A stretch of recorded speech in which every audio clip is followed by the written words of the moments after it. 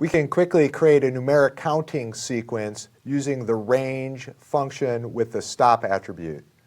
We're going to just look at the simplest of range functions, which only has one argument, a stop value.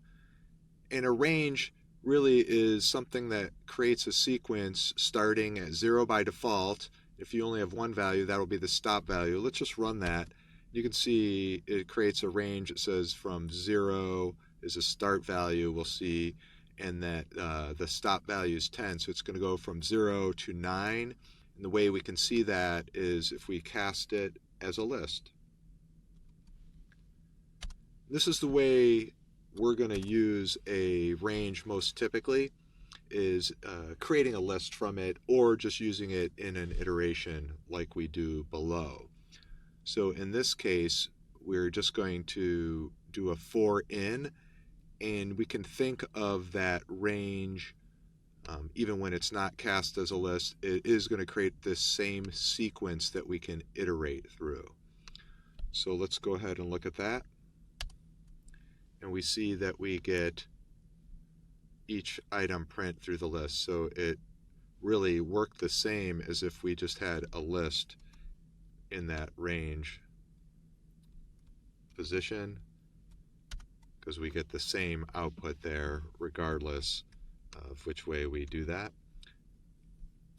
We can use these to create objects for iteration very quickly, getting lists of numbers. Let's look at our next example where we assign digits a range value, and then I'll print out the digits as a list. Here we are creating a variable subtotal initialized at 0. So we're going to go through each of the digits. We create our arbitrary item to go through there, and we're going to add up all the digits in our range from 0 to 9, and then we will print out a subtotal and then a total value. So let's run that code.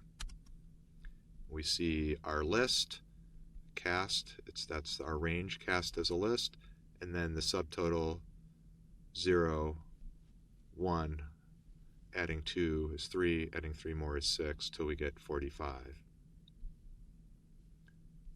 In our last example, we're going to use range to iterate through this list that we have here. So the spell list has date-related terms, and it's just a list of strings. So we're going to find the length of that spell list, and we're going to divide that by 2, and then cast it to an int. We're going to say that's half of the distance to the list.